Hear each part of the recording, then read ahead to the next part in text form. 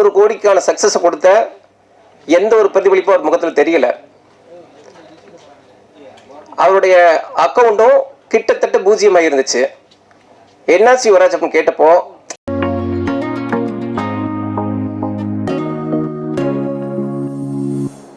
நம்ம படத்தை எங்கே வேணாலும் ஸ்க்ரீன் பண்ணலாம். பத்திரிகையாளர் ஷோவில் ஒரு படத்தை ஸ்க்ரீன் பண்ணுறப்போ எந்த இடத்துல கை தட்டுவாங்க, எந்த இடத்துல நம்ம நினச்சது நடக்கும், எந்த இடத்துல காமெடி ஒர்க் அவுட் ஆகும், எந்த இடத்துல அழுவாங்க அப்படிங்கிறத ஸ்கேன் பண்ண மாதிரி தெரிஞ்சுக்கலாம். அன்னைக்கு பத்திரிகையாளர் ஷோவில் நீங்கள் கொடுத்த வரவேற்பு தான் இன்னைக்கு ஒவ்வொரு திரையரங்களையும் தெரிக்குது.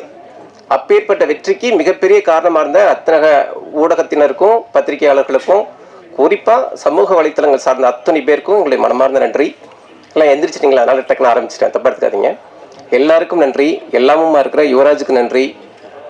2 யுவராஜ் சார் ஒரு பக்கம், சத்யா மேம் ஒரு பக்கம், 2 பேர் சேர்ந்து பண்ணுற ஒரு படத்தில், இவ்வளவு மரியாதையான படத்தில், ஒரு எளிய படைப்பில், அழகான படைப்பில் எங்களுடைய இரா என்டர்டெயின்மெண்ட் நிறுவனத்தை சேர்த்துக்கிட்டதுக்கு ரொம்ப ரொம்ப நன்றி. வாழ்நாள் பெருமை எங்களுக்கு. யுவராஜ் ரொம்ப நன்றி. வாழ்நாள் கடமைப்பட்டிருக்கேன். எங்கள் நிறுவனம் அப்படின்னா, இரா என்டர்டெயின்மெண்ட் நிறுவனம் அப்படின்னா, அதுக்கு பக்கபலமாக உற்ற துணையாக உறுதுணையாக என்னாலும் இருக்கிற சசிகுமார் சாருக்கும், அகிலன் சாருக்கும், பெப்சி சிவா உள்ளிட்டவங்களுக்கும், டாக்டர் விஜய் சார் உள்ளிட்டவங்களுக்கும் ரொம்ப ரொம்ப நன்றி. குறிப்பாக என் மனைவி கலா, ரொம்ப நன்றி கலா. என் பிள்ளைங்க சஞ்சய் ராமசாமி, சஞ்சனாவதனி, நன்றி. முக்கியமாக என்னோடய ஆர்ட் டைரக்டர் கதைக்கு வந்துடுறேன். ஆர்ட் டைரக்டர் இன்றைக்கி ஆரம்பித்தார். ஜனநாயகன் ரொம்ப நெருக்கடி கொடுத்துருச்சு அப்படின்னாரு. அது அது சார்பாக நான் மன்னிப்பு கேட்டுக்கிறேன். ஜனநாயகனுக்கு தான் சென்சார் உள்ளிட்ட அமைப்புகள் நிறைய நெருக்கடி கொடுத்துட்டாங்க. எப்போவோ ரிலீஸ் ஆகிருக்க வேண்டிய படத்தை இவ்வளவு நெருக்கடிகளை தாண்டி இப்போ வந்திருக்கு. எலெக்ஷனுக்கு முன்னால் வந்திருக்க வேண்டிய படம் இப்போ வந்திருக்கு அப்படின்னா ஜனநாயகனுக்கு தான் நிறைய நெருக்கடி. அதனால ஜனநாயகன் ஒருபோதும் எங்களுக்கு நெருக்கடி கொடுக்கல. ஜனநாயகனோட சேர்ந்து வந்தது தான் அன்பேடான படத்துக்கு பெரிய பெருமை. ஏன்னா விஜய் சார் நடித்த படம் ஜனநாயகன், விஜய் சார் எம்எல்ஏவா செலக்ட் ஆன பெரம்பூர் தொகுதியை கதைக்களமா கொண்ட படம் அன்பேடயனா. ஏன்னா பார்த்தா 2மே விஜய் சாரோட சம்மந்தப்பட்ட படம் தான். குறிப்பாக என் மனைவி சார்பாக மன்னிப்பு கேட்டுக்கிறேன். ஜனநாயகனை ஜெயிச்சிட்டோம்னு ஒரு ஒரு உத்வேகத்தில் சொல்லிட்டாங்க.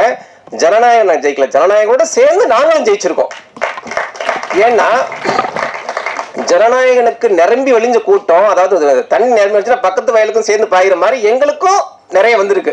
ஜனநாயகனுக்கு டிக்கெட் கிடைக்காம எங்கள் படத்துக்கு வந்தவங்களும் அதிகம். அதனால 2 பேருமே சேர்ந்து ஜெயிச்சிருக்கோம். அந்த வகையில் ஜனநாயகன் படக்குழுவுக்கு இந்த வெற்றி விழாவில் நாங்கள் நல்வாழ்த்துக்களை தெரிவிச்சுக்கிறோம். அவங்களும் அமோக வெற்றி பெற்றிருக்கிறாங்க. குறிப்பாக அன்பே டயானா அந்த ப்ரமோஷன் ஷோக்கு ஆரம்பித்தப்போ, தம்பி நம்பவே மாட்டீங்க யுவராஜ், நீங்கள் தயாரிப்பாளர் பேரை போட்டுட்டீங்க. இது வரைக்கும் ஒரு 24 இயக்குநர்கள் புதுசாக கதை சொல்லியிருக்காங்க எங்கள் நிறுவனத்தில். அதில் 4 பேர் யுவராஜ கதாநாயகனை வச்சு கதை சொல்லியிருக்காங்க. தம்பி அஜய்னு ஒருத்தர் ராஜ்முருகன் சாரோட அசிஸ்டன்ட் வந்திருப்பார் நினைக்கிறேன். அவரும் யுவராஜ் வச்சு ஒரு கதை சொல்லியிருக்கிறாரு. இப்பேற்பட்ட மரியாதை, அதாவது ஒரு நிறுவனத்தை ரொம்ப சீக்கிரம் இவ்வளவு பரபரப்பாக்குனதுக்கு எங்களுடைய வாழ்நாள் நன்றி. மிக குறிப்பாக யுவராஜ் பற்றி நான் சில வார்த்தைகள் சொல்லி முடிச்சுக்கிறேன். ஏன்னா யுவராஜுக்கு சொல்கிற வெற்றி மொத்த பாரி உள்ளிட்ட மொத்த படக்குழுக்கு கிடைச்சிருக்கிற வெற்றி. யுவராஜ் கடந்த படத்தை முடிச்சுட்டு, டூரிஸ்ட் ஃபேமிலி படத்தை முடிச்சுட்டு கிட்டத்தட்ட 100 கோடி ரூபாய் வசூலில் சேர்ந்த படம் அந்த படம்.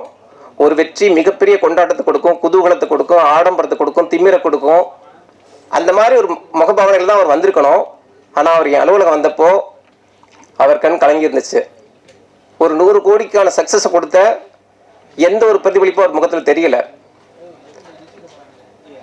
அவருடைய அக்கௌண்ட்டும் கிட்டத்தட்ட பூஜ்ஜியமாக இருந்துச்சு. என்னாச்சு யுவராஜ் அப்படின்னு கேட்டப்போ, பணத்தை விடுங்க சார், பணத்தை சம்பாதிக்க தெரியாதவங்க தான் பணம் போயிடுச்சுன்னு வருத்தப்படணும்.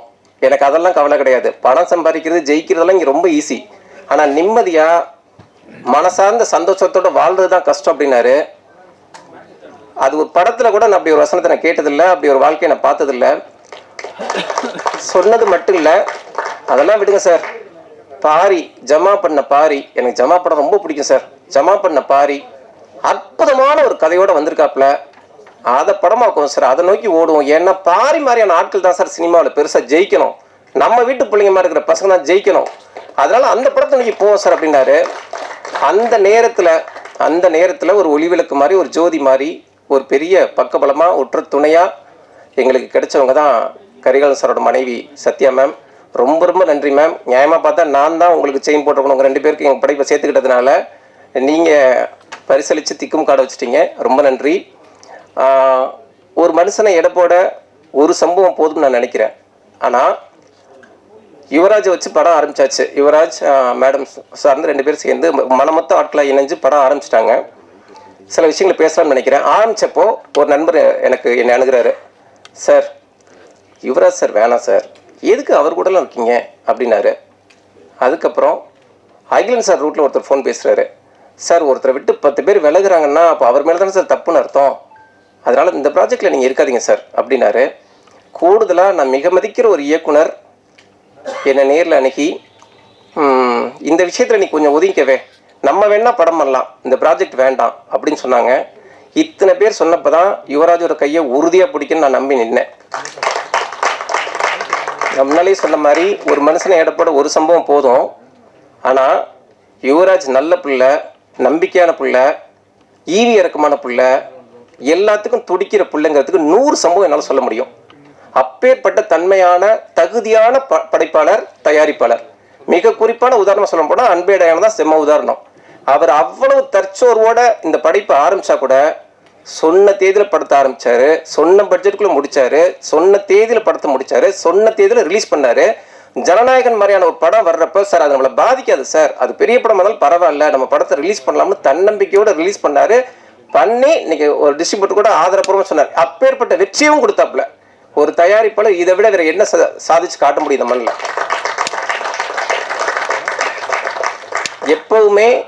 எப்பவுமே தன்னை நம்புற மனுஷன் எப்பேற்பட்ட இலக்கையும் சர்வசாதாரணமாக அடைவாங்க. அதுக்கு யுவராஜ் வந்து செம்ம உதாரணம். நேற்று ஒரு இயக்குனருடைய படம் எனக்கு ப்ரிவியூவில் காமிச்சாங்க. படத்தை பார்த்து முடிச்சேன், ரொம்ப பிடிச்சிருந்துச்சு. ஒரே வார்த்தை தான் சொன்னேன், இந்த படத்தை எங்களை மாதிரி ஆட்கிட்டெல்லாம் காட்டுறது வேஸ்ட்டு, முதல்ல கொண்டு போய்ட்டு யுவராஜ்கிட்ட காட்டுங்க அப்படின்னேன். ஏன்னா சினிமா, நல்ல சினிமா எல்லாராலையும் பண்ணிட முடியும்.